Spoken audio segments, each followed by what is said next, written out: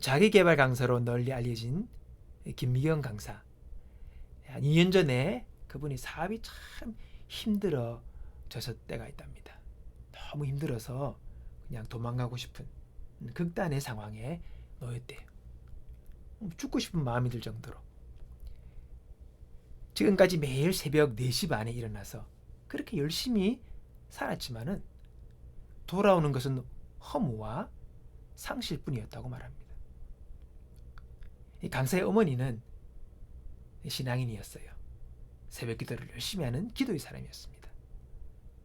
그도 모태신앙이었지만 그 시련의 기간에 다시 하나님을 찾았고 하나님을 만나면서 진정한 삶의 방향을 찾게 되었다는 그의 고백을 들었습니다.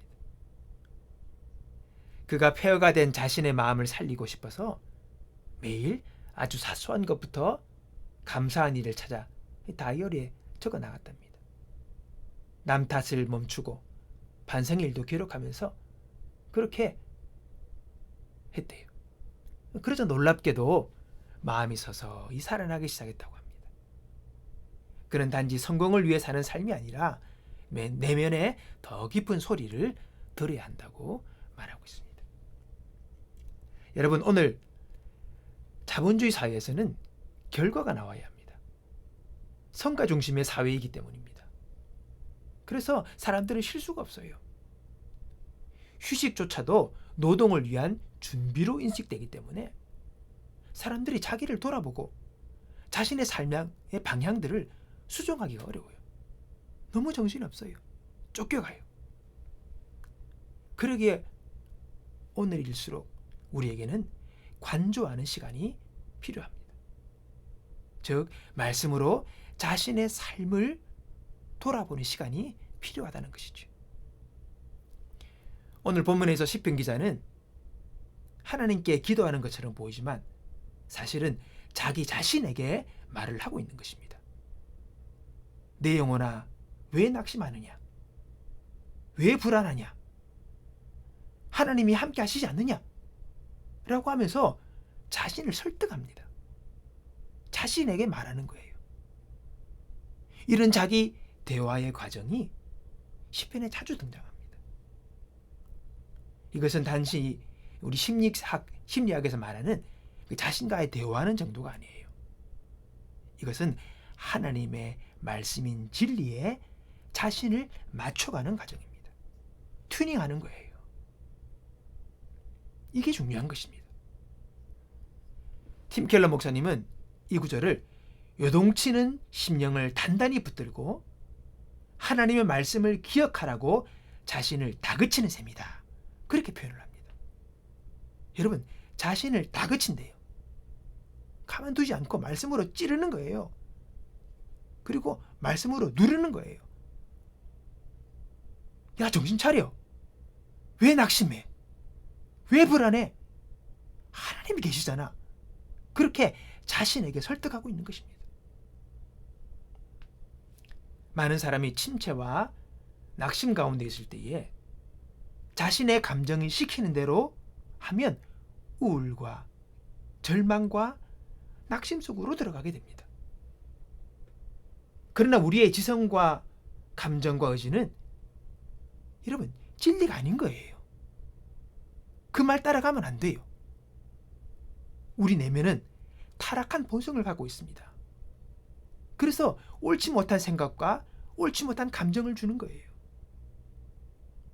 그래서 우리는 내 생각, 내 감정, 내 의지로 사는 것이 아니라 하나님의 말씀의 기준을 갖고 우리의 지성과 감정과 의지를 재조정해야 한다는 것입니다. 예, 튜닝하는 거예요. 컨트롤하는 거예요. 이게 반드시 필요한 것입니다. 내 마음대로 내 감정대로 살면 안 돼요. 많은 인생의 사람들이 이 불행이 어디서 오는가? 우리가 자아에게 말을 하는 대신 오히려 자아의 말을 듣고 자아의 말을 듣는 것으로부터 여러분 그것이 불행의 시작입니다.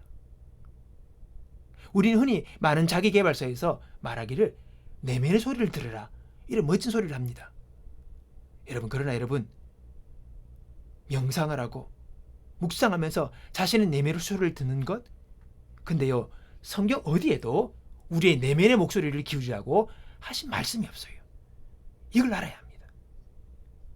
우리 내면의 목소리를 들으라고 주님 말씀하지 않았어요. 대신 뭐라 하십니까?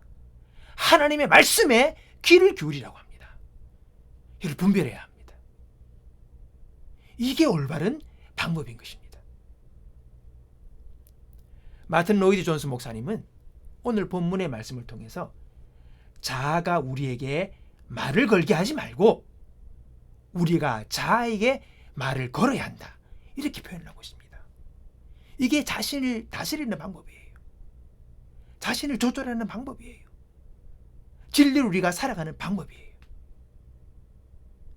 그리스도인은 말씀의 귀를 기울이고 말씀을 묵상하며 말씀이 우리에게 걸어오시는 그 하나님의 음성을 들어야 하는 겁니다. 여러분, 중요한 분별의 방향을 잡으시기 바랍니다. 하나님 없이 세상을 보면 세상은 늘 커 보이고 두려워 보입니다. 그러나 하나님이 가까이 계시면 세상의 모든 문제는 작아 보입니다. 왜요? 하나님보다 더 큰 문제는 세상에 없기 때문입니다. 오늘 감정이 힘들거나 어려울 때, 또는 성취와 만족으로 기쁠 때, 우리는 우리의 감정을 그대로 믿지 말고 진리 안에서 우리의 감정을 다시 조절하고 조정하는 그런 모습이 있길 바랍니다. 시편 기자들은 많은 감정의 소용돌이 속에서 하나님을 만나 찬양하고 그리고 변화되는 기쁨을 누리고 있는 것을 시편 말씀을 통해서 우리에게 말하고 있습니다. 오늘 여러분의 마음은 어디 있습니까? 여러분의 감정은 어디 있습니까? 여러분의 의지와 생각은 어디로 가고 있습니까? 오늘 우리도 말씀을 묵상하고 그 말씀 묵상을 통하며 기도할 때에 우리의 어지러웠던 감정들이 말씀 안에서 재조정될 것을 믿습니다.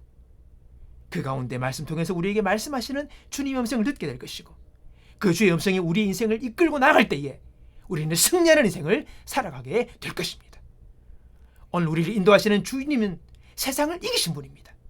마귀를 이기시고 죽음의 권세까지 이기신 분이십니다.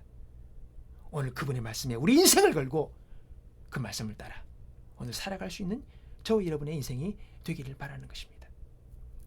매일 묵상하는 말씀을 통하여 하나님과 대화합시다. 이게 생명입니다. 그러면 그 진리 말씀이 우리를 자유롭게 해줄 것입니다.